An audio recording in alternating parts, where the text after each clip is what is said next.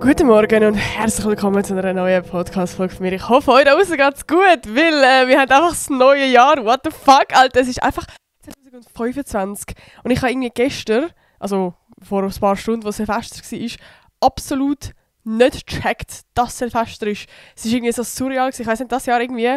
Ich bin zwar voll in Weihnachtsstimmung und alles gewesen, aber Silvester ist irgendwie einfach so zack, einfach so vorbei. Es ist jetzt einfach nur ein Jahr. 2024 ist jetzt einfach vorbei. Wir sind jetzt im 2025, ich check's gar nicht, Alter. Ich check's wirklich nicht irgendwie das Jahr. Ich weiss auch nicht, bin ich irgendwie so eben voll nicht in der Silvester-Mut gewesen. Ich hatte irgendwie so das Gefühl gehabt, also ich habe sonst jedes Jahr immer so voll den Pressure, so oh mein Gott, jetzt Silvester, wir etwas Cooles machen und es war irgendwie jedes Jahr immer so ein Stress gewesen, von man muss noch etwas organisieren und ich wäre hure sad, wenn ich jetzt einfach nichts machen würde und ich habe irgendwie, also jedes Jahr habe ich es immer noch geschafft, um nachher irgendwas herwürgen. Und jetzt zum Beispiel gerade letztes Jahr, also vorletztes Jahr, sorry, jetzt muss ich meine Jokes schnell reissen, meine Dad-Jokes. Dort war es irgendwie wirklich so gewesen, also das letzte Mal, dass ich weiß auch nicht, ich habe so einen Pressure gehabt. Also wir haben, der Can und ich, wir haben wie nichts Fixes geplant gehabt. Und jedes Mal, wenn irgendjemand gefragt hat, so, hey, was machen wir an Silvester, bin ich immer so gestresst gewesen. Und bin so gewesen, fuck, nein, wir haben noch nichts und ich weiss doch auch nicht und blablabla. Und nachher ist irgendwie das Silvester, eigentlich, wenn ich jetzt zurückschaue, mega geil gewesen. So. Wir haben seinen Dad getroffen, wir haben meine Eltern getroffen, wir sind nachher noch in den Ausgang gegangen mit meinen Leon-Friends. Es ist also so, zwar alles hure spontan gewesen, aber es ist schlussendlich hure geil geworden. Und irgendwie das hat mir so voll gezeigt, Alter, macht er nicht immer so einen Pressure, weil ich glaube, also an dem Silvesterabend hatten Can und ich auch so ein bisschen Beef gehabt, weil ich so fest so wollte, dass es jetzt gut wird und das hat mich irgendwie alles abgefuckt, dass nicht dort und wir müssen doch jetzt das und ich konnte voll nicht im Moment leben und einfach geniessen und das, also das ganze, der ganze letzte Silvester ist für mich so ein Learning gewesen, dass ich einfach mal so ein bisschen chillen, so schlussendlich ist es einfach ein Silvester. Also weißt, schlussendlich ist es einfach, es ist ja nichts, was passiert. Es ist einfach, hey, wir 4-0 und wir stoßen da und dann ist es nachher wieder gut. Und man trifft sich vielleicht mit Kollegen, aber es ist ja voll okay, wenn man nichts macht. Also ich weiss nicht, irgendwie ist mir das seit dem letzten Mal so her bewusst, also so mega blöd, aber so voll klar geworden, dass es eigentlich voll nicht ein riesen Ding muss sein und dass es auch voll okay ist, einfach mal nichts zu machen. Und ich muss sagen, eben, darum bin ich an dem Silvester jetzt, wo gestern war, bin ich so gechillt gewesen. Also wirklich, so, ich bin den Tag durch, sind wir zu meinen Eltern gegangen und ich habe mit dem Can vor, ein Vision Board zu machen, das erzähle ich dann nachher auch ein bisschen genauer. Weil meine Eltern haben so voll viele Bastelsachen. Meine Mama ist Kindergärtnerin, sie hat einen ganzen Werkbastelraum, sie hat 1000 Sachen so. Sie hat nur schon einen Drucker, was wir nicht haben. Und darum sind wir dann zu meinen Eltern gegangen und haben das ganze Vision Board gemacht. Und sie hat dann eben auch schon gefragt, hey, was machen die denn so? Ob wir mit ihnen auf Zürich mitkommen und alles. Und ich so, hey, wir schauen mal, wir nehmen das gechillt, wir schauen, was wir Bock haben. Vielleicht wird es auch einfach geben, dass wir heimgehen und Serien schauen und scheiß drauf. Also irgendwie ist es uns so egal gewesen, Can und mir. Also wirklich, wir sind dieses Jahr echt voll gechillt gewesen. Und ganz spontan, als wir bei meinen Eltern waren, hat dann ein Kollege, ich weiss gar nicht, ob ihr ihn kennt. Vielleicht habt ihr das verfolgt, wo der Can von Barcelona nach Berlin gereist ist, ohne Geld. Dort ist er mit 2 Kollegen, mit dem Jan, der bei 20 Minuten arbeitet, und mit dem Noah. Der Noah, nein, der ist weniger vor der Kamera. Den kennt ihr vielleicht nicht. Oh ja, ist ja gleich auf jeden Fall mit ihnen 2, wo er mit ihnen gereist ist, so, von Barcelona nach Berlin. Mit ihnen sind wir gewesen, und sie haben beide auch noch als Girlfriends. Das heisst, wir sind eigentlich so eine 3er-Couple-Konstellation.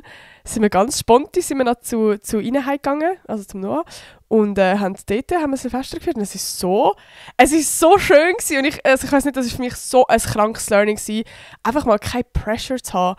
Also das ist allgemein in dieses Jahr so ein Learning gewesen. Das habe ich auch mit dem Geburtstag ja extrem gehabt, weil der Geburtstag, jetzt muss ich so kompliziert vorletztes Jahr sagen, obwohl irgendwie im Kopf noch letztes Jahr ist, aber auf jeden Fall der Geburtstag vorletztes Mal ist bei mir ehrlich gesagt auch nicht so cool gewesen, weil irgendwie so, ich weiss es nicht, es war auch so ein Pressure gewesen von, oh mein Gott, ich muss jetzt meine coolsten Leute einladen und irgendwie, ich weiss auch nicht, das ist nachher, ich konnte es irgendwie nur mittel geniessen, irgendwie hat die Gruppenkonstellation nicht so funktioniert und es ist, ich weiss auch nicht, es ist einfach irgendwie alles zu geforced gewesen, es ist irgendwie so unangenehm, ich weiss es auch nicht, ich habe es irgendwie der Geburtstag vorletztes Mal war für mich auch so ein bisschen das Learning. Also weißt, jedes Mal, wenn ich so viel wie sagt man, so viel Ach, ich habe das Wort vergessen. Scheiße.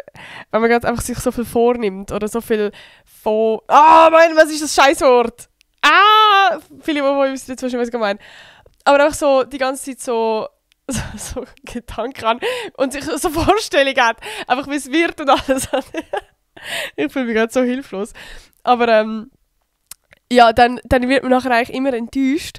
Und wenn man das einfach nicht hat, wenn man einfach reingeht und sagt, hey, ich nehme es, wie es kommt, und viel mehr im Moment lebt, als immer das Gefühl habe, es muss jetzt gut werden und es muss jetzt so. Und ich habe Vorstellungen einfach, das, was habe ich doch gesucht? Ist das gewesen? Ja, nein, es ist nicht das gewesen, aber es ist egal. Schreibt es in die Kommentare, wenn ihr wisst, welches Wort das ich meine. Das ist immer wenn man das hat, dann wird man einfach enttäuscht. Und das habe ich wirklich hure gelernt. Und darum ist bei mir der letzte Geburtstag echt geil gewesen, weil ich so mit No Pressure reingegangen bin. Pressure? Was ist denn das deutsche Wort für Pressure? Das ist doch das Wort. Nicht Vorstellungen. Fuck. Ja, ist ja gleich. Auf jeden Fall, ja. Ihr habt es jetzt gecheckt. Auf jeden Fall war mein Geburtstag dieses Jahr, also letztes Jahr, oh mein Gott, so geil gewesen, weil ich einfach keine Pressure hatte und weil es ist einfach gelaufen, es ist einfach gut gewesen, es war eine gute Gruppenkonstellation gewesen, ich kann einfach entspannen und auch das Silvester gestern war so geil gewesen. Und es war voll lustig, eben, weil wir einfach bei meinen Eltern spontan waren und dann hat er mit dem Noah hin und her geschrieben, weil sie zusammen auf Köln gehen. So, ja, was machen die eigentlich heute Abend so? Und er so, ja, sie gehen mit dem Jan zusammen dann feiern. Und dann schauen so, ja, wir schauen an. Und wenn der kommt, ja, oh mein Gott, Leute haben Zeit, geil, ja, safe, okay. Und jetzt haben wir so einen mega geilen Spieleabend gemacht. Was haben wir noch gemacht? Wir haben eine Tischbombe gezündet. Wir haben so Zink gießen, wie sagt man dem? Ich weiß gar nicht, wie man dem sagt, aber es ist voll geil. Du hast so, sagen wir dem Zink, Alter, meine Allgemeinbildung ist gerade wirklich räudig as fuck. Aber ich habe ein bisschen Kater, to be honest. Aber auf jeden Fall, du hast Zink, glaube ich. Und das tust du auf jeden Fall auf so einen Löffel, du es über die Kerze heben. Also jeder kommt so ein kleines Teil vom Zink über.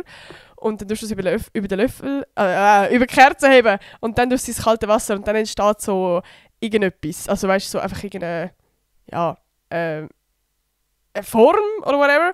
Und du kannst dann quasi nachschauen. Also du musst halt interpretieren, was das für eine Form kann sein. Sieht es aus wie eine Muschel, sieht es aus wie eine Insel, sieht es aus wie ein Hut, keine Ahnung so. Und dann gehst du nachher nachschauen. Und das, was es ist, so wird das nächste Jahr sein. Und meins hat ausgesehen wie ein Hut. Und darum ist Hut ist die Bedeutung gute Nachrichten, okay? Heisst, im nächsten Jahr werde ich gute Nachrichten haben. Ich bin sehr gespannt. Der Can, Alter, das ist so schlimm. Alle sind so, nein, alles nicht. Aber er hat einfach so, es hat wirklich richtig wie ein toter Kopf ausgesehen, Alter. Und ja, vor allem, weißt, wir sind jetzt schon nicht komplett abergläubig. Aber so ein bisschen, wenn ein fucking Totenkopf kommt. Ja, also es hat jetzt nicht gerade Bedeutung, dass der Can wird sterben, aber so quasi, dass er mit Tod in Verbindung kommt. Blöd gesagt, könnte jetzt wie auch heißen, dass seine Großeltern sterben oder irgend so etwas. Naja, wir hoffen es natürlich nicht, aber es wäre crazy, wenn es jetzt quasi das einfach so eine Prediction gewesen wäre. Aber ja, das ist eigentlich auch noch cool gewesen, das Zinkgiessen. Und was haben wir noch gemacht? Wir sind nachher am 00 sind wir nach vorne an den See gegangen und haben runtergezählt, bengalischen Zunhölzli haben wir noch gehabt. Es war mega schön gewesen. Es ist zwar, also es haben noch gewisse so Feuerwerke bla. Es war einfach komplett ein Nebel gewesen. Also die in Zürich waren, das Feuerwerk schauen, die haben wahrscheinlich auch gar nicht gesehen, also meine Eltern das schauen. Es ist einfach voll Nebel gewesen, es war einfach farbig gewesen. Ja, darum voll. Das war, glaube ich, ein Fail auf jeden Fall. Aber ja, das haben wir gemacht am Silvester. Und ich habe es mega cool gefunden. Darum, das war auf jeden Fall mein Learning gewesen. Dann, was haben wir noch? Leute, Nina geht in fucking 5 Tage, 6 Tage. Am 6. Januar geht sie. Alter, sie geht einfach. Und sie ist so eine Herzige, sie hat mir gestern, weil quasi vor einem Jahr hat sie mir noch so eine lange Memo geschickt, so hey, ich will euch was sagen, vor einem Jahr und so. Und einfach so gefühlt ein Liebesroman, Alter, mich hat es so zum Schmelzen gebracht, ohne Witz, es war so fucking herzig. Ich werde sie richtig vermissen, Alter. Ich check es gerade jetzt noch nicht so ganz, dass sie wirklich jetzt geht. Ich sehe sie immer noch mal, wir gehen zusammen hustlen. Aber als dass sie geht, ist so weird. fucking Hongkong an. Weißt du, wenn ich jetzt auf Genf gegangen wäre, oder wenn sie jetzt auf Genf gegangen wäre, das ist so nah. So. Aber Hongkong ist so weit weg. Ja, ich bin sehr gespannt. Und wenn ich die nächste Podcast-Folge aufnehme, ist sie einfach nicht mehr da. Oder warte, nein, dann ist sie noch da. Ich nehme sie vorher auf, aber wenn sie online kommt, ist sie nicht mehr da. Das ist crazy. Das ist crazy, Alter. Ja, und sonst, was haben wir noch? Ich bin gestern mir neu Nägel machen. Lustigerweise, Leute, ist der Can mitgekommen, weil er hat so auf TikTok hat er irgendwo so ein TikTok gesehen von so einem Dude, der sich Nägel machen lässt. Und ich weiss, ich kann es voll schwer beschreiben. Aber es ist so, also weißt du, es ist nicht Verlängerung oder so, sondern er hat wie mit Chrom, also so Silber, so Linien drauf gemacht. Oh Gott, ich kann es gar nicht beschreiben, aber so 3D. Also, ich kann es voll nicht gut beschreiben, aber es sieht so geil aus. Und ich habe es so cool gefunden, dass er einfach so, also dass er so ist, oh, komm mir echt mal mit bei dem Nageltermin, ich will das mal machen. Und wir auch so zusammen Nägel machen sind, Alter, das ist so geil, weil ich gehe sonst immer alleine. Also ich bin erst mit anderen gegangen, aber irgendwie so mit dem Can zusammen gehen, war irgendwie nice gewesen. Und ich habe mich richtig gefreut. Und nachher sind wir so angekommen und ich bin eigentlich immer am gleichen Ort. Und ich habe immer gute Erfahrungen dort. Und ich habe jetzt nicht speziell jemanden, der mir mit den Nägeln macht, sondern ich bin immer mal wie jemand anderem so. Und es war immer mega gut gewesen, so. Also weißt du, von Leuten, die ultra nett sind, bis zu Leuten, die einfach ruhig sind und Kopfhörer drin haben, was für mich auch voll alt ist, so, weißt du, so. Und gestern hatte ich eine gehabt, wo ich weiss nicht, ob sie einfach einen falschen Tag hat, aber ich erzähle es nachher, weil ich sie schon mal gesehen. Und dort habe ich aber nicht bei ihrer Schuld gesehen, sondern bei der Kundin, weil sie so eine ältere Dame war. Und die hat so irgendwie, also ich bin so neben ihr gehockt und die hat irgendwie so etwas gesagt wie pass doch auf, es tut weh. Und sie hat ihr nachher, also sie, die Nägel macht, hat ihr so einen Bitchblick gegeben. Und ich bin aber voll auf ihrer Seite gewesen, weil ich so gedacht habe, das ist selbst so eine alte, verbitterte Frau, die so das Gefühl hat, sie ist etwas Besseres und muss so eine machen auf Also weißt du, wie ich meine? Also ich bin voll auf der Seite von ihr gewesen, die Nägel gemacht hat. So. Und ich bin wirklich dort auch voll kurz davor gewesen, um etwas zu sagen, weil ich bin meistens, also ich finde so Sachen wenn etwas unfair ist oder weißt du, das oben herab, es gibt ja manchmal ältere Leute, die so ein bisschen zu jüngeren Leuten einfach so das Gefühl haben, sie sind etwas Besseres und sie müssen sie zurechtweisen und ich weiß es auch nicht, mir ist das voll ein bisschen so übergekommen und das war eben genau die gewesen, die mir jetzt gestern die Nägel gemacht haben. Alter, ich habe wirklich gar kein Deutsch mehr, es tut mir so leid.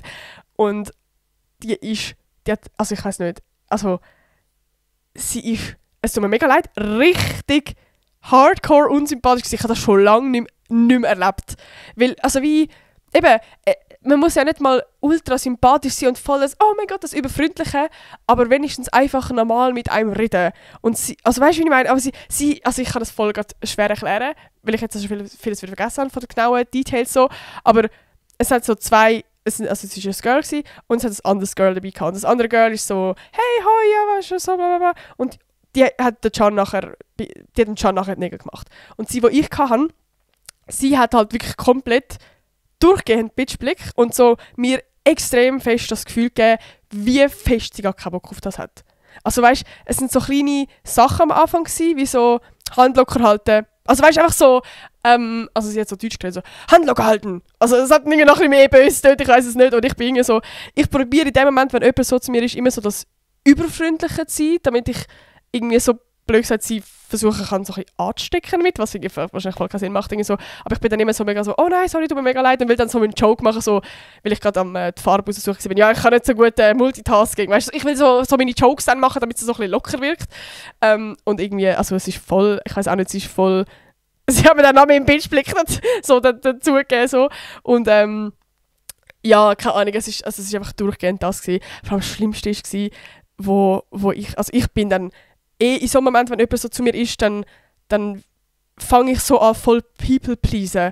Weil ich tue nicht gerne anecken bei Menschen. Und wenn ich merke, ihre Zündschnur ist extrem kurz, also wenn ich jetzt nur schon eben meine Hand nicht locker hebe, dann ist sie gerade schon hässig. Dann merke ich extrem, dass ich so voll anfange, eben das hyperlieb sein, blöd gesagt. Und auch, eben wenn jetzt zum Beispiel sie etwas, weiß ich auch nicht, manchmal passiert es, dass man sagt, hey, nein, kannst du mal ein bisschen kürzer machen oder weiß auch nicht, da gefällt es mir noch nicht so oder bla. Einfach so, weißt du, so. Und ich habe gemerkt, ich gehe eigentlich gar nicht bei ihr. Und dann habe ich eben während ich eine Farbe aussuchen und sie mich so quasi halb zusammengeschissen hat, habe ich schon so gemerkt, oh Gott, nein. Und dann ist mir schon, ich habe schon den Channel geschaut, ich habe gemerkt, okay, ich muss jetzt schauen, weil so Sachen kann ich gar nicht handeln. Und dann habe ich auch mich gar nicht mehr darauf konzentrieren, jetzt eine Farbe rauszusuchen, weil mein Kopf am Overthinken des Lebens war. So. Und dann habe ich irgendeine Farbe genommen, weil sie gerade gefragt hat, welche Farbe nimmst du jetzt so? Und ich schon so, 24 so. Und sie macht mir die Farbe drauf. Du machst so 2 Schichten. Und sie hat so die erste Schicht gemacht und ich habe so gemerkt, oh Gott, nein, das ist eigentlich gar nicht das, was ich will. Und ich war so fest mit mir im Clinch von, kann ich das jetzt ansprechen oder nicht? Weil man kann es noch, weißt, man könnte es ja jetzt noch machen. Blöd gesagt, wenn es jetzt fertig ist, dann ist es ein bisschen blöder. So, weil du machst eigentlich zuerst eine Schicht, dann tust du sie aushärten lassen und dann machst du die zweite Schicht, so ganz simpel gesagt. Und wenn du halt wie aushärten lassen hast, dann kannst du sie jetzt nicht einfach so einfach wegnehmen. Aber du könntest, wenn du eine Schicht machst, könntest du die zweite Schicht mit einer anderen Farbe machen. Und weil ich habe rote Nägel so, ich habe jetzt nicht nachher grün wählen so, sondern ich habe einfach einen anderen Rotton und darum geht es irgendwie. Aber nach der ersten Schicht habe ich mich dann getraut und habe gesagt, hey, ich glaube, ich merke, es ist mir ein bisschen zu hell.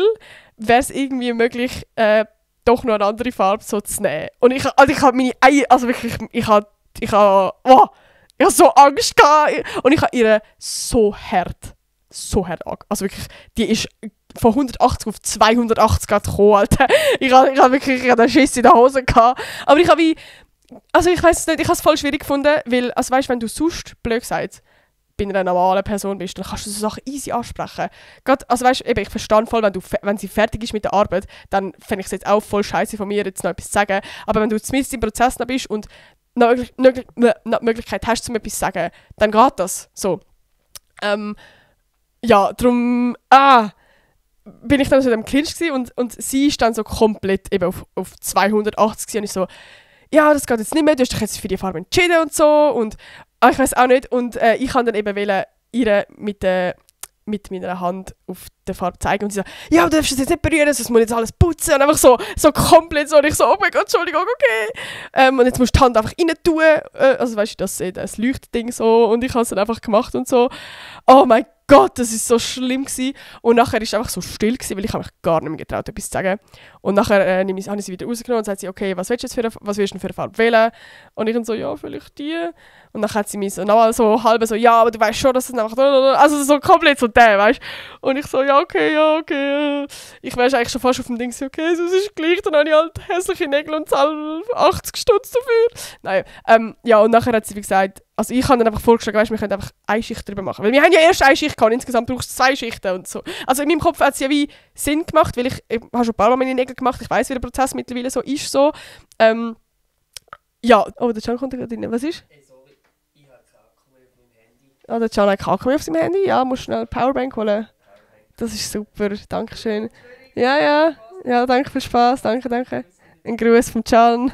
Ich weiß gar nicht, ob ihr ihn gehört habt. Ja, darum, es ist eine schwierige Situation gewesen. Also eben, wie gesagt, ich verstehe sie auch so ein bisschen, dass es ein Abfuck ist. Und ich verstehe vor allem auch, dass es ein Abfuck ist, so als Silvester müssen arbeiten. Und gleich, ich finde es irgendwie so, also wie, eben, ich verstehe auch, wenn du einen Abfuck hast, so, aber irgendwie, ich verstehe wiederum nicht, wie man so fest kann seinen Abfuck anderen Menschen zeigen. Also ich glaube, auch wenn ich richtig selber abgefuckt bin, dann kann ich immer noch, blöd gesagt, einen Schalter legen, um einfach mal, weißt du, so das Mindeste an Freundlichkeit einfach haben. Also, keine Ahnung, irgendwie, das ist, glaube ich, etwas, was ich nicht so verstehe, dass man so andere dann voll anfickt und, also, keine Ahnung, ja, ich bin ja gleich noch, also weißt du, so, ich komme ja eigentlich gerne dorthin und das ist jetzt aber eigentlich so ein Grund, warum ich eigentlich nicht mehr so gerne dorthin würde gehen. Und das finde ich ja irgendwie schade, weil es ist für mich so immer so ein Safe Place, weißt du, so ich habe mich immer wohl dort gefühlt und irgendwie, jetzt habe ich so ein bisschen Angst, dass wenn ich das nächste Mal dorthin gehe, dass ich wieder bei ihr habe und ich glaube, ich könnte niemals sagen, hey, ich will gerne nicht bei ihr. Also, oh mein Gott, ich würde sterben. Aber das wäre ja eigentlich so, also ich glaube, ich wüsste nicht, was ich machen würde, wenn ich das nächste Mal jetzt bei ihr eingeteilt wäre. Und um nochmal zurückzukommen, sie hat sehr so auch so geschaffen, dass es einem weh macht. Und darum bin ich sonst eigentlich auch, habe immer eine lockere Hand. Und wenn es halt weh macht, dann bist du ja so ein bisschen angespannt. Und mir ist einfach die Story in den Sinn von dieser alten Frau.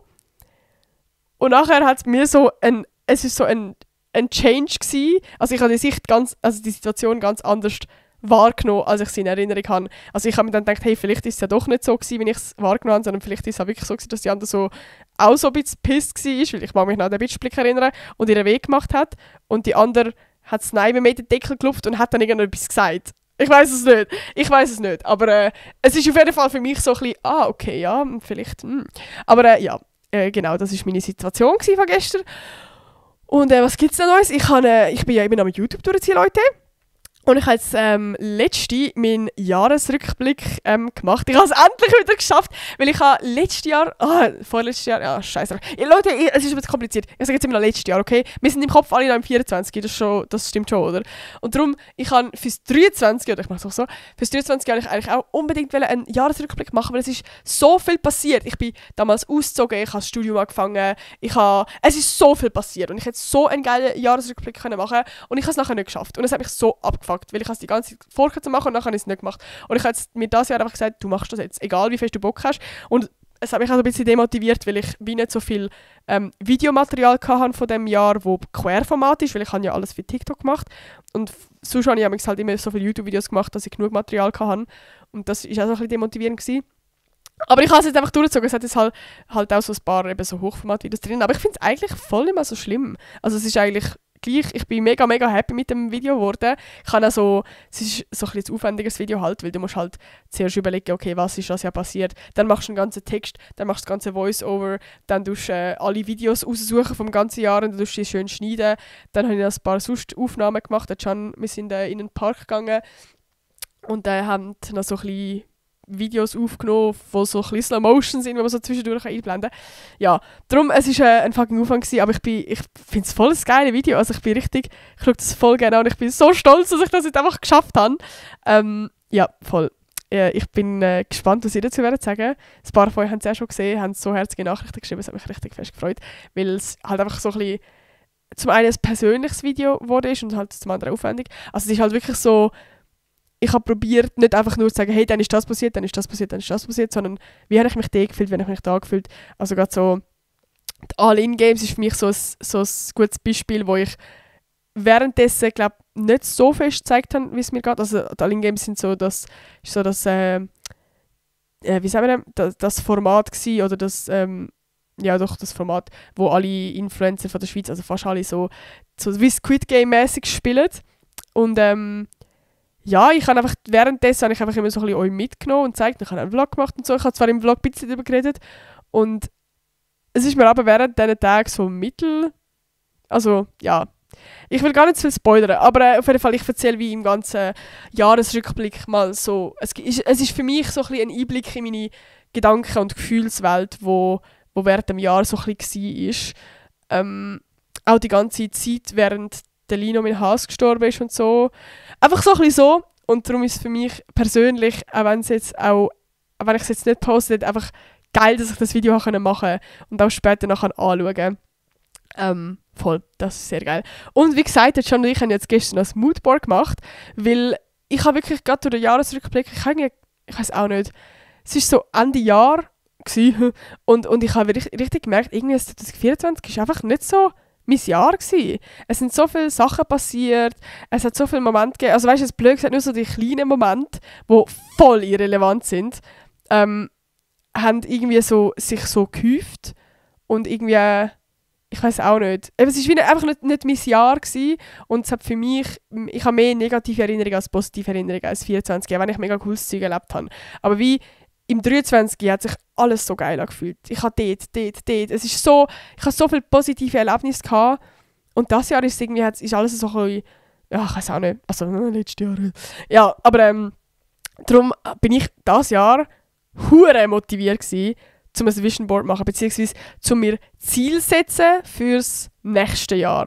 Weil ich habe das sonst jedes Jahr, wenn irgendwie so Leute fragen, was sind deine Ziele fürs nächste Jahr, bin ich immer so gewesen, Bro, keine Ahnung, mehr Sport machen, besser in der Schule werden, weiss ich nicht, einfach so 0815 Sachen, wo irgendwie ich auch nachher gar nicht so mega mehr Gedanken darüber gemacht habe und jetzt auch nicht mega als Ziel genommen habe, sondern hey, ich habe einfach etwas gebraucht zum Sagen. Und klar habe ich irgendwo einen inneren Wunsch gehabt, um vielleicht mehr Sport zu machen, aber ich habe es jetzt nie so richtig angepackt nachher und es mir so voll als Ziel genommen.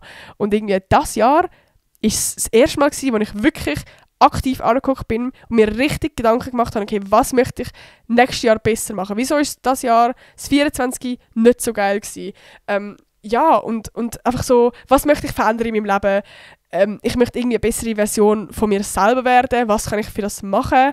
Und einfach mal genau anschauen, was das Jahr kacke war und was ich an mir selber vielleicht hasse oder was ich schon lange will machen, was ich vielleicht auch schon lange sollte machen. Einfach so all die Gedanken. Und wie gesagt, ich habe jetzt nicht, also ja, ich habe ein Vision Board gemacht. Ich habe jetzt nicht alles, jedes einzelne Ziel so drauf, aber so die grundsätzlichen, ich kann es mal kurz zeigen. Ich glaube, ich tue es aber erst am Schluss vom Podcast so ein bisschen genau erklären. Also gut, für die es jetzt nur hören, die sehen es nicht, aber ich erkläre es auf jeden Fall dann am Schluss genau, was, wie, wo meine Ziele sind.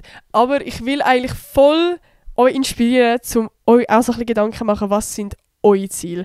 Was würdet ihr gerne fürs nächste Jahr vornehmen? Weil ich habe jedes Jahr das nie so richtig angeschaut. Und dieses Jahr ist mir das hure bewusst geworden, erstens wie geil das ist und wie motivierend das ist. Also weil ich momentan gerade so an einem Punkt bin oder war irgendwie, dass ich eben so das Gefühl hatte, das Jahr ist so war und einfach irgendwie so, ich weiß auch nicht, es ist gerade nicht so, es ist nicht so das High.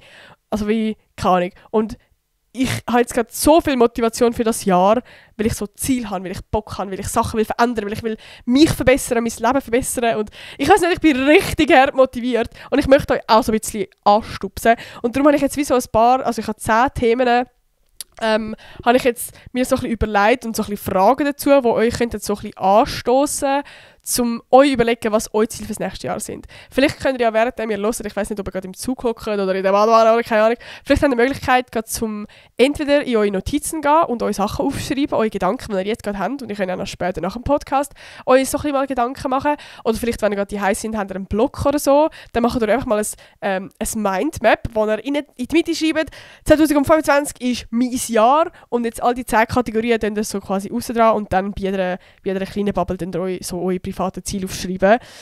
Genau, vielleicht könnt ihr das jetzt gerade währenddessen machen, das wäre eigentlich voll geil. Also alte Leute, macht das! Das ist jetzt gar kein Aufruf von ihr könnt, sondern ihr müsst! Nein, also ich fange jetzt auch mal an mit dem, oder ich lasse euch jetzt schnell euer Blöckchen holen und schnell auf Notizen-App gehen. Sind ihr alle ready, Leute? Gut, wir fangen nämlich an mit dem Punkt 1. Und das ist persönliche Entwicklung. Und das finde ich eigentlich ein mega spannender erster Punkt, weil ich glaube, wenn man sich so denkt, Ziel fürs 25, dann kommt man eben immer gerade automatisch auf Sport machen und bessere Noten und so richtige 0815 Sachen. Und ich möchte eben mal so ein bisschen, dass ihr eine Ebene tiefer denkt. Eben, wie wollt ihr euch selber verbessern? Einfach so. Und gerade persönliche Entwicklung ist für mich so ein Punkt, wo man sich eigentlich immer am wenigsten Gedanken macht. Was stört mich an mir selber? Welche Eigenschaften, welche Fähigkeiten möchte ich lernen oder verbessern? Also es kann auch sein, dass man irgendwie eben einfach mal so ein bisschen selber reflektieren, was kann ich nicht gut? Und das können voll die psychologischen Sachen sein. Vielleicht kannst du nicht so gut kommunizieren, deine Gefühle. Vielleicht kannst du nicht so gut über deine Gefühle reden. Vielleicht, keine Ahnung, tust du bei Streitsituationen, willst du am liebsten weglaufen und dich gar nicht damit konfrontieren. Einfach all so Sachen, dir mal Gedanken machen, wie tickst du eigentlich und was würdest du eigentlich gerne an dir selber verändern? Was stört dich vielleicht? Einfach mal so ein bisschen, wie möchte ich mich als Mensch weiterentwickeln und an welche persönlichen Schwächen habe ich und möchte ich daran arbeiten.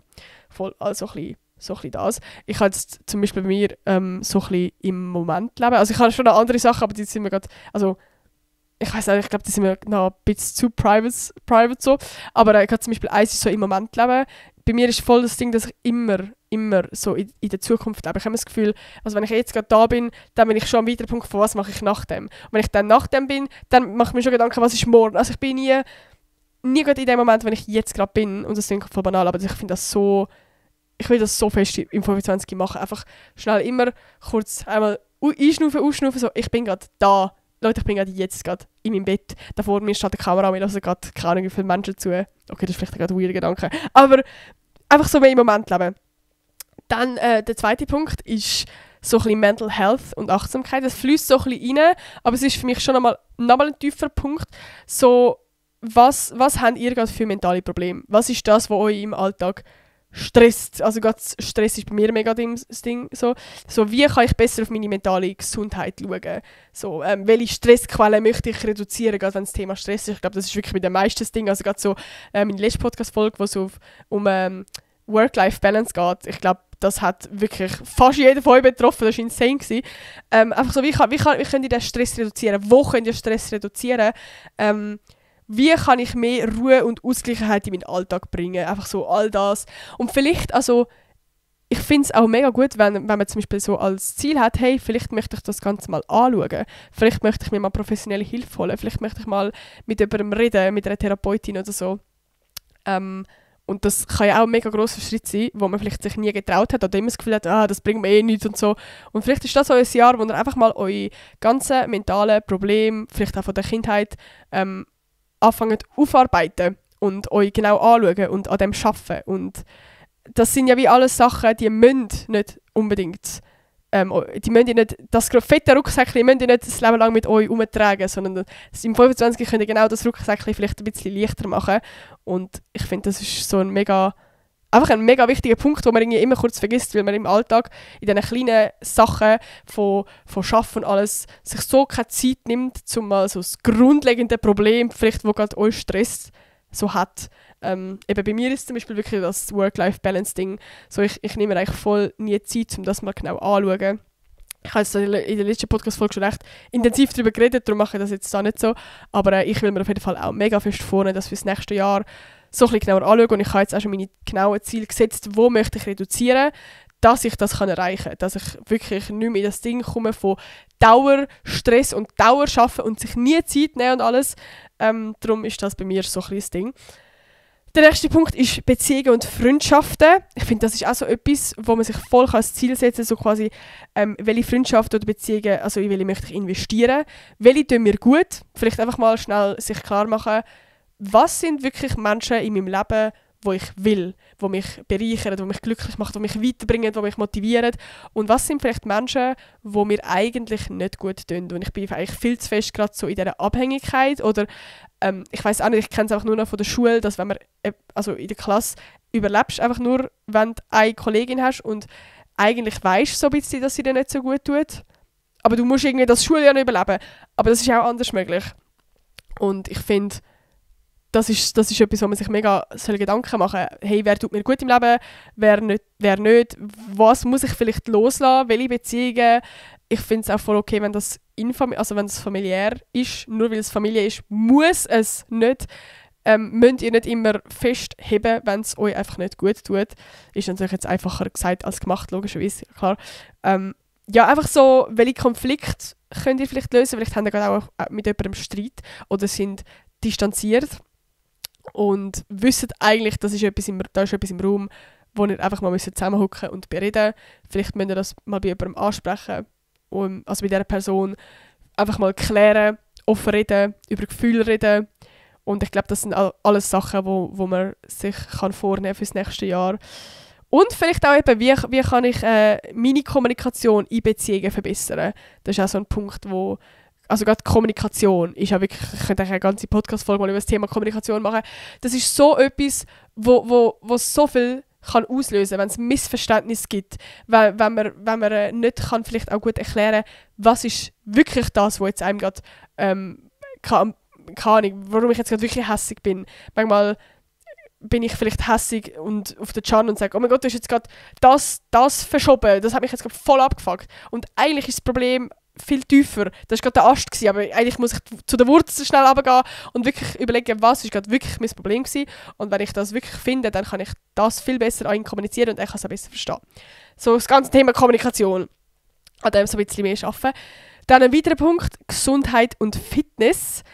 Ist jetzt eigentlich wieder ein bisschen oberflächlicher, aber ich finde gleich ist auch wichtig, so nicht einfach nur das Ziel setzen, oh, ich will jetzt gesund essen und ich will jetzt Sport machen und mich mehr bewegen, sondern ja, wie möchte ich mich körperlich fitter fühlen und vor allem, welche gesunde Gewohnheiten möchte ich in meinem Alltag integrieren und das können so ganz kleine Sachen sein. Ich finde, wenn man immer so ein Ziel hat, oh mein Gott, nächstes Jahr möchte ich Sport machen und jeden zweiten Tag ins Gym, dann zieht man Sachen rein durch und wenn man so ganz kleine Ziele setzt, zum Beispiel so, hey, ich möchte jetzt, ich weiss doch nicht, öfters laufen gehen und vielleicht jeden Tag 8000 Schritte erreichen oder so etwas. Wenn man so kleinere Ziele hat, die wirklich machbar sind und alles andere, was man dann auch noch schafft, das ist so ein extra plus Ding und gar nicht unbedingt, also es ist viel demotivierender, wenn ihr so hohe Ziele habt und die aber nicht erreichen, als wenn ihr so kleine Ziele habt und die erreicht ihr, plus erreicht ihr noch viel mehr über eurem Ziel. Das ist so viel motivierender, darum lieber kleinere Ziele machen. Genau, und einfach auch so Sachen, vielleicht auch, welche Gesundheitsprobleme möchte ich in den Griff bekommen. Und das klingt jetzt so krass, aber es können so mega kleine, banale Sachen sein, wie zum Beispiel, ich trinke zu viel Energy Drinks oder eher, also Alkohol ist auch das Thema oder Rauch oder so. Da mal ein bisschen sich genauer Gedanken machen und reduzieren, weil wir einfach in einer Gesellschaft leben, wo alles so normal ist, wie Alkohol trinken oder wie nur schon, weiß auch nicht, Mac oder so, also mega simple Sachen. Genau. Da ist jetzt zum Beispiel mein Ziel, ich möchte eigentlich einfach ganz banal Sport weiterhin durchziehen, weil ich merke, dass mir das gut tut. Einfach um so ein bisschen stressfrei werden. Und für mich ist es vor allem schwierig, weil ja Nina geht und ich habe bis jetzt immer mit ihr zusammen Sport gemacht und jetzt muss ich alleine das Bodyforming und ich schaffe das irgendwie. Genau. Ein weiterer Punkt ist Karriere und Bildung. Auch eigentlich wieder ein bisschen banal, aber safe auf jeden Fall ein Punkt, der valid ist, wo ihr könnt Ziel haben, wo jeder soll Ziel haben, so ein bisschen. So, wie möchte ich mich beruflich oder akademisch oder Schule oder so im Ende von 2025 sehen? Wo stehe ich dort? Es kann ganz banal sein, so, vielleicht möchte ich mich in diesem Fach so ein bisschen mehr verbessern.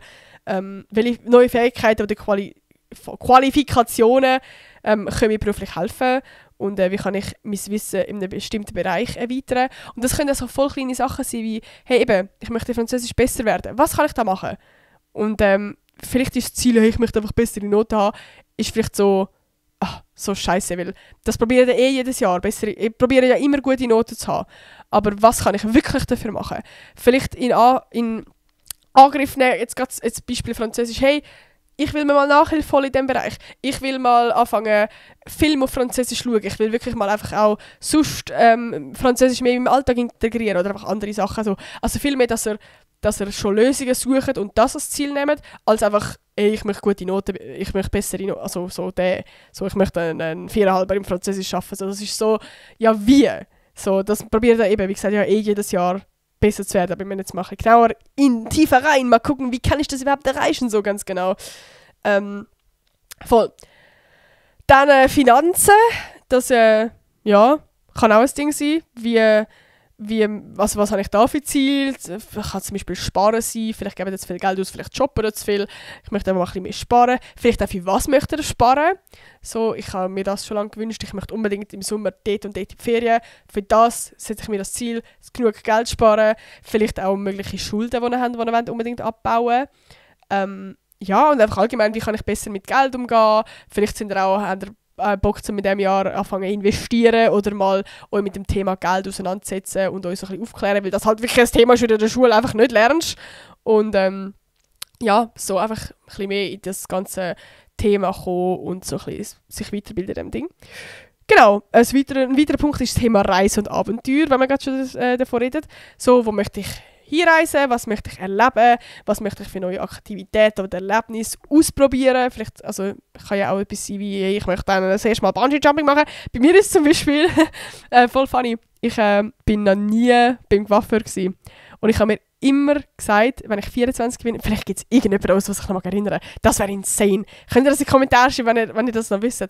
Ich weiß gar nicht, ob ich das in meinen YouTube-Videos ganz früher gesagt habe. Aber auf jeden Fall habe ich schon seit I don't know wie viele Jahren habe ich gesagt, dass ich mit 24 das erste Mal will einen Personality Change machen so, und zum Coiffeur dann gehen. Weil bis jetzt hat immer der Can oder meine Eltern oder so meine Haare geschnitten. Und ich weiß jetzt nicht, ob ich dann voll die grosse Veränderung machen so, aber ich will auf jeden Fall das erste Mal zum Coiffeur gehen. So ein bisschen, ist für mich jetzt mein persönliches Abenteuer, Leute. Okay, ich weiss, für euch ist es normal, aber für mich ist das nicht normal. Voll. Und einfach so, wie kann ich aus meiner Komfortzone raustreten? Einfach also ein bisschen das. Genau. Ein weiterer, so ein bisschen kleinerer Punkt ist so kreative Projekte. Also eben vielleicht sind es auch Sachen, die ihr schon unbedingt mal machen wollt. Vielleicht wollt ihr schon lange mit Social Media anfangen und das habt ihr euch jetzt vorgenommen zum Anfangen. So, was habt ihr für Projekte, die ihr endlich umsetzen wollt? Oder wie könnt ihr Zeit dafür finden, um die Projekte umzusetzen? ja, vielleicht wollt ihr schon immer mal ein Bild malen, vielleicht wollt ihr einfach so ein bisschen allgemein, es muss ja nicht mal kreativ sein, aber einfach, habt ihr schon lange Projekte eigentlich, wo ihr in jeder Zeit nehmt und im 25. wenn ihr die anfangen. Oder vielleicht euch auch nicht getraut so. Und im 25. ist das euer Jahr, Leute. Und ein letzter Punkt, das sind eigentlich so 2, aber ich fließe es jetzt in eins rein, weil so ein bisschen, für mich gehört es so ein bisschen zusammen. Und zwar so Umwelt und Nachhaltigkeit und soziales Engagement. Also das kann sein, dass ihr euch Sachen vornehmt. Hey, ich möchte jetzt schauen, dass ich weniger Abfall mache, vielleicht vegan. Mein Ziel ist auf jeden Fall vegan umstellen. Zumindest im Januar. Ich bin ja bis jetzt seit 4 Jahren. 5 Jahre? Ich weiß gar nicht mehr. 4,5 Jahre oder so Vegetarierin. Und ich möchte jetzt in vegan umstellen, weil eigentlich, also ich beschäftige mich actually mega fest mit dem Thema. Von meinen Ansichten und ethischen Einstellung mäßig müsste ich eigentlich vegan sein, sagen wir es so. Und ich bin es noch nicht, weil ich es einfach noch schwierig gefunden habe, weil ich so aufgewachsen bin mit all diesen Sachen und mir nie Gedanken gemacht habe. Und es hat jetzt gerade letzte für mich ein paar Vorfälle gegeben, wo für mich nochmal wirklich so wie eigentlich eine Endentscheidung sind. Also ich bin zum einen in die Schule gelaufen und wir haben bei uns in der Nähe einen Schlachthof und ich habe das nicht gewusst. Und ich laufe so ganz normal in die Schule und ich sehe einfach ein Kälbli, das irgendwo rausrennt mit also richtig Angst in den Augen. Also ich bin ja nur schon perplex gewesen, ich wohne in der fucking Stadt. Es ist jetzt nicht normal, dass irgendwo eine Kuh, also ein Kälbli, aus einem Gebäude rennt, der Straße entlang. Das ist nicht normal. Und ich bin so schockiert gewesen. Und es klingt jetzt vielleicht mega blöd, aber es hat mich so lange beschäftigt, weil ich das Kälbli gesehen habe, wie das wegrennt, die Angst in den Augen, dass ich das Gefühl hätte, ich hätte etwas machen können. Ich weiss, ich hätte nichts machen können. Was hätte ich machen können? Um das zu retten? Plot Twist, es ist nachher wirklich geschlachtet worden. Sie haben es nachher gefunden. Und das hat mich zerstört. Es hat mich so zerstört. Ich habe zwar vorher schon kein Fleisch gegessen, aber ich habe das erste Mal so etwas erlebt. Ich habe das erste Mal nur schon einen kleinen Bezug zu einem Tier gehabt, wo ich gewusst habe, es wird nachher geschlachtet und einfach gegessen. Und das essen nachher einfach Leute, die für 5 Sekunden kurz einen Genuss haben und nachher haben sie es vergessen. Und das ist dafür, also für mich ist es wie das erste Mal so ein richtiger Real-Life-Berührungspunkt gewesen. Hey, da ist einfach ein herziges Kälbli, das Angst hat, das rausrennt und nachher gleich gefangen wird und dann wird es geschlachtet. Das hat mich so fucking zerstört. Wirklich richtig, richtig. Ich konnte recht lange nicht schlafen. Und das war für mich ein mega Gamechanger gewesen. Und das andere war, wo ich hoffe, ich verstöre jetzt niemand von da aus, aber vielleicht ist es auch wichtig. Also ich finde es eigentlich mega wichtig, dass man sich vielleicht mal einfach nur schon bewusst ist, auch wenn man das alles konsumiert, dass man sich bewusst ist, wie das entsteht. Oder was da genau ist. Weil für mich ist das mega lang, also ich bin halt aufgewachsen damit, dass man Fleisch isst und all diese Produkte. Und ich habe mir nie Gedanken gemacht. Und auf jeden Fall der andere Ding war bei mir, dass ich beim Adidas-Dreh hat es eigentlich eine Szene gegeben, die wir noch beim Bauernhof gefilmt haben. Und die ist zwar aber rausgeschnitten worden, aber das wäre eine Szene gewesen. Und dort hat es, ist der Bauer so gekommen und es war eigentlich ein mega lieber Bauer gewesen, weißt du so. Und mein Bild ist eigentlich, ich hoffe, jetzt hören mir nicht die Bauern zu und fühlen sich gerade angegriffen. Leute, es ist gerade nur meine persönliche Erfahrung gewesen, die ich jetzt gemacht habe. Ich weiss nicht, wie es bei euch im Bauernhof war. So. Aber mein Bild war actually so, hey, in der Schweiz, da geht es gut. Also man hört doch auch immer so, nein, denen geht es doch gut, die haben ein schönes Leben gehabt und alles. Aber gleich, ich weiss auch nicht, ich bin bei dem Bauernhof gewesen, und der Bauer hat so gesagt, hey, er hat gerade frische Kälbli und so, wir wollen ihn anschauen. Und ich war zuerst so, oh mein Gott, so herzig, ich will schauen. Oh. Und mir war das erste Mal bewusst gewesen, dass Kälbli nach einem Tag von der Mutter weggenommen werden und dann in so eine Plastikbox gesteckt werden.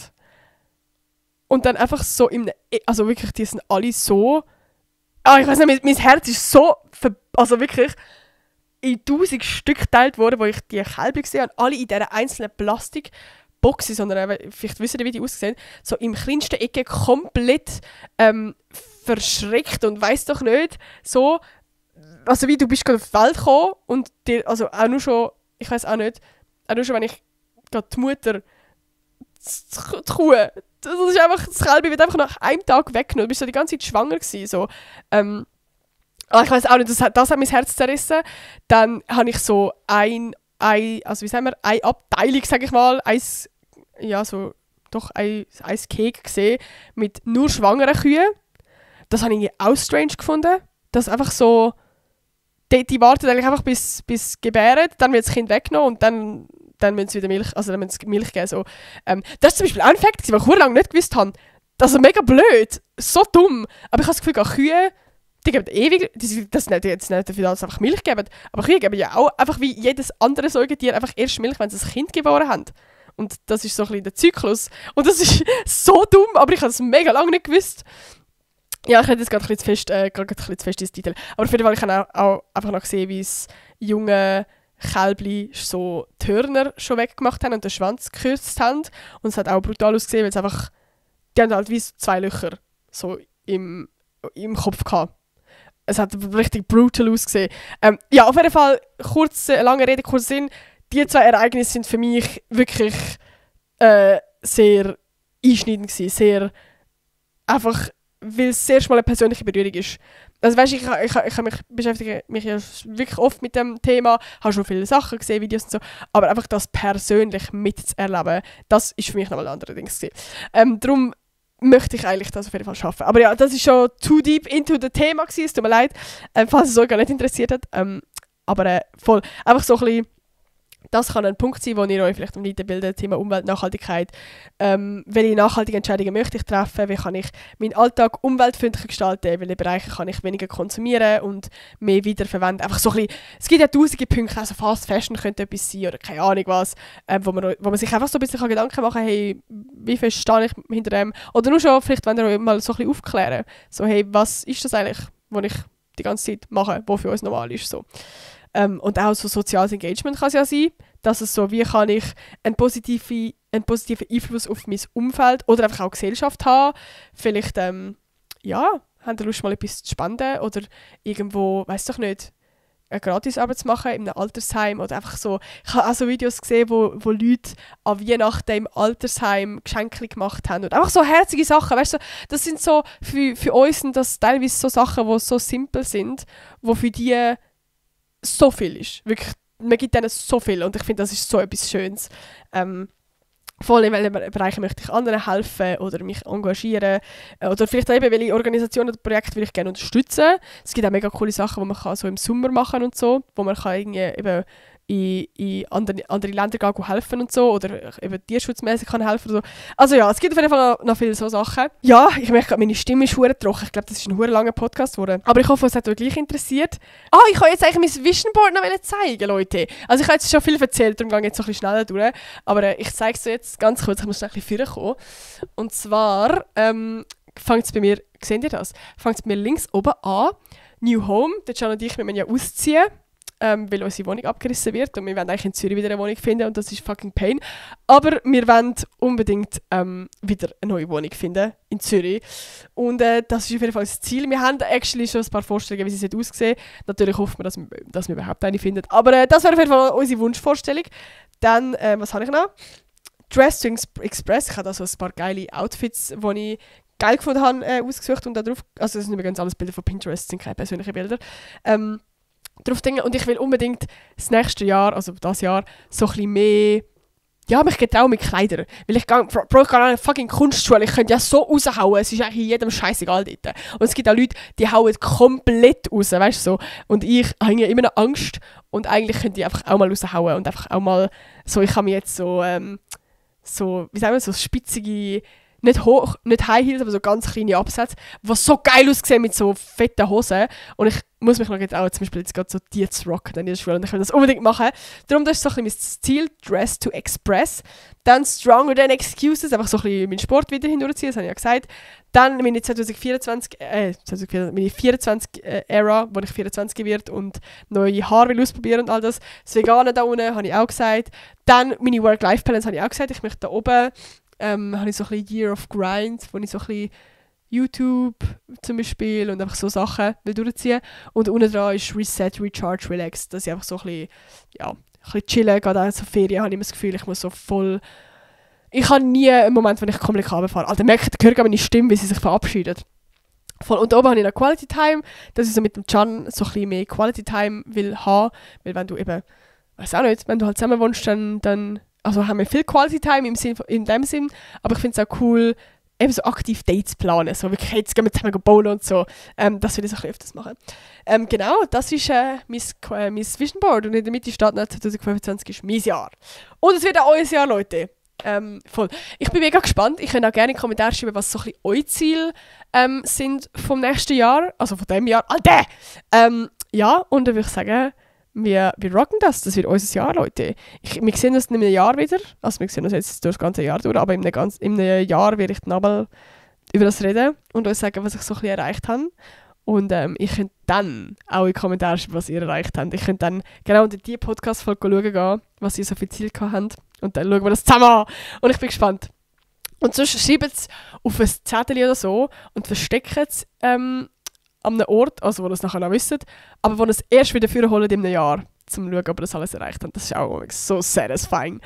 Und sonst macht ihr auch ein Vision Board wie ich, das ist auch geil. Ich hänge es jetzt nämlich gerade oben drauf in meinem Spiegel auf. Aber ja, ich hoffe, euch hat die Podcast-Folge gefallen und wir hören uns nächste Woche wieder. Tschüss!